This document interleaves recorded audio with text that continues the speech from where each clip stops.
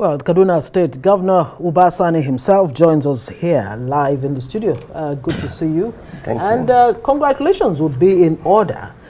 But then again, we need to get clarity, on the true position exactly of this judgment. Because on the one hand, some are saying that the tribunal has, removed you. While on the other hand, there's, another group is saying Uba Sani inconclusive. I mean, it's quite, confusing at this point. Give us clarity. I think I'm not someone, thank you for having me, but I'm not someone that will bother myself about propaganda. Because, you see, because of my background, first, who have spent 3 decades as a civil rights activist, someone who believes in rule of law, democracy, and someone who fought for the internal democracy in Nigeria. I'm someone who always believes in the rule of law, and I cannot sit here and join the propaganda of people that want to misinform the public. We know this thing clearly. We listen to the ruling by the judges, and I can say here clearly that we shouldn't be joining propaganda because the ruling is clear. The case has been dismissed loud and clear by the judges, and of course now it's left for the PDP candidate to approach the Court of Appeal. Any propaganda is just a waste of time because for me, sitting here, I have been involved in democratic process in Nigeria. I've contested election 4 times, I've won twice, I lost twice.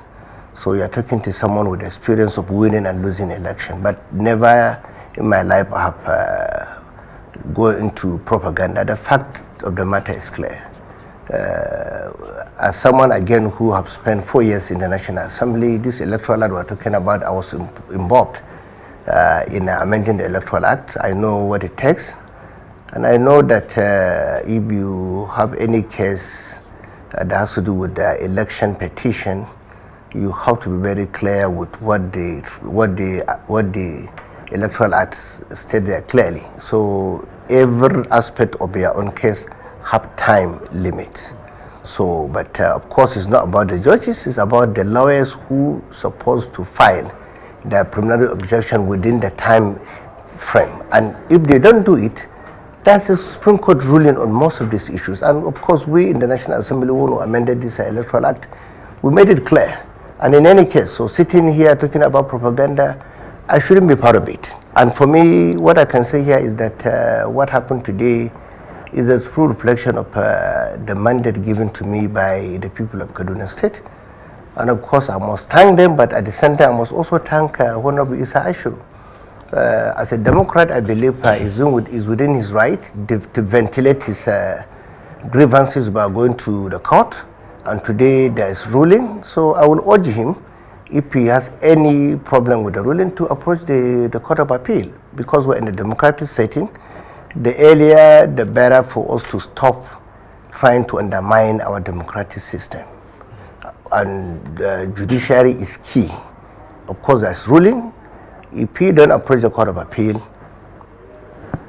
I think I will certainly welcome him to come and work with me, because for me, it's about Kaduna. So I welcome him, not only him, his supporters, my supporters, to come and work together for the interests of our own state. In election, there must be only one winner, and there must be a loser. So he lost the election by the outcome of the tribunal today. And as far as I'm concerned, I'm happy about the judgment, but most importantly, I also caution my followers to tell them, let's bring everyone together. All of us believe in Kaduna. We are in this team because we believe we can contribute to the success of our own state, and every person, for me, is important. So that is where we are today. Well, speaking of which, talking about the importance of some of these things in our democracy, the good thing here is that you've asked that everyone come on board. There's been the concern by the judiciary. You were in the legislative arm. The legal week started, and the judiciary is concerned about politicians who are now trying to make it look like it is the judiciary that will decide what the people truly have decided on the day of the ballot.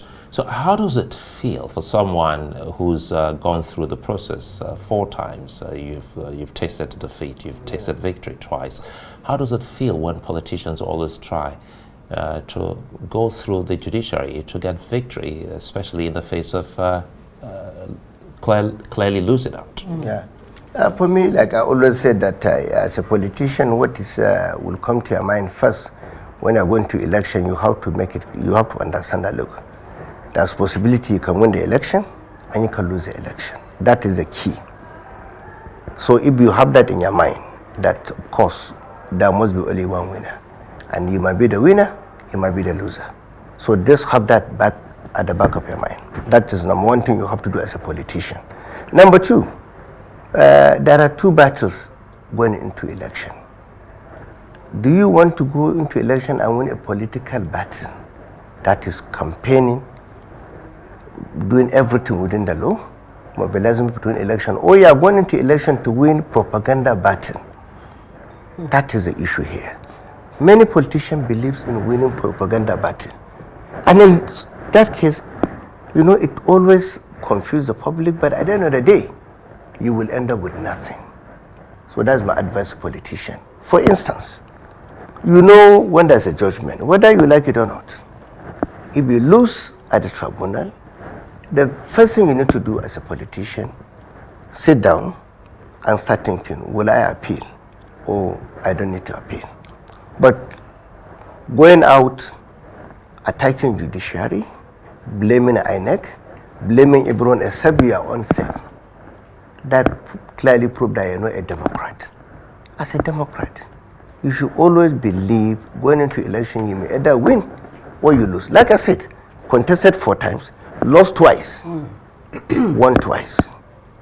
But in all the times I lost the election, you will never hear me going to the media attacking judiciary or attacking INEC. I get back. I contested to go to the Senate 2011. I lost the election. It took me 8 years to contest again, and I won the election. Then I went to the Senate. I contested in 2003 for the House of Reps. I lost. So, and it took me another 8 years to contest for Senate. When I lost the Senate, it took me another 8 years to contest for Senate again, and I won. After 4 years, I contested as a governor, and I won. So for me, as a Democrat, always have it at the back of your mind.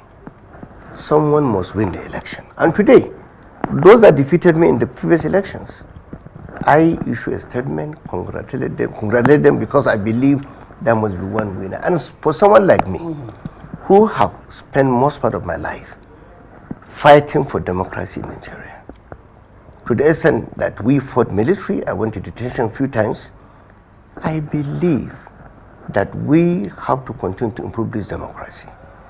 We cannot sit down there and, if we lose election, to attack the process.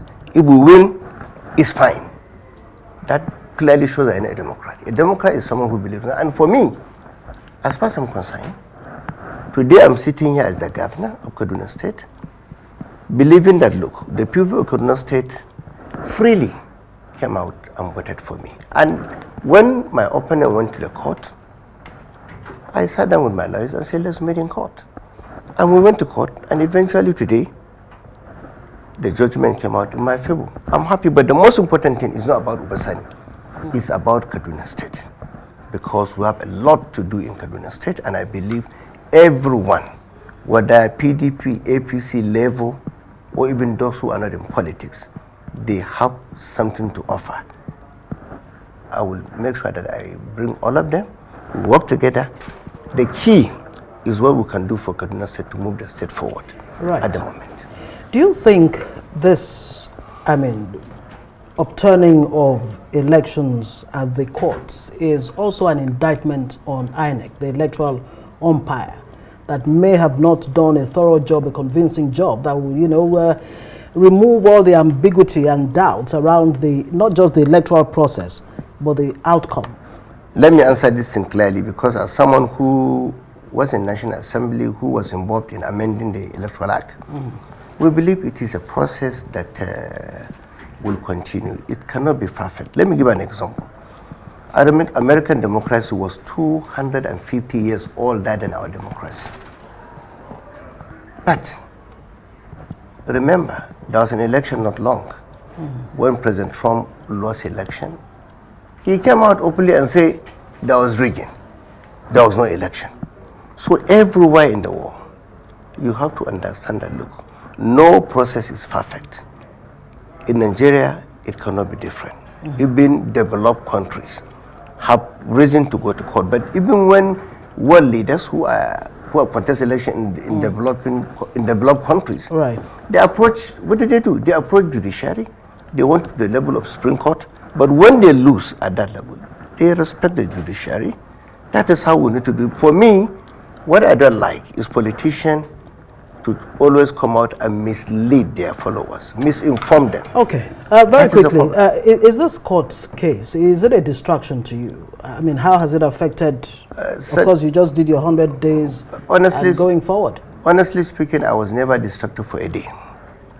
Even today, I was in the NEC meeting and we were focused, because for me, the most important thing is that we have a 7-point agenda, and right, as we are speaking here, we've done a lot in the last 100 days, and even our opponents have came out to at least encourage us, support what we've been doing. If you remember, we've done a lot. I was the first governor to sign executive order on financial inclusion in this country, and as we are speaking, about 1 million underserved, underprivileged, vulnerable people within our state who are financially excluded, we are working to ensure that we bring them back to financial services sector in Nigeria. This is key, and we're doing a lot. So for me, this is a fun time again. Maybe when next you visit Abuja, so that we can have more conversations on these plans. Governor Uba Sani, once again, many thanks for coming on Newsnight. Thank you very much.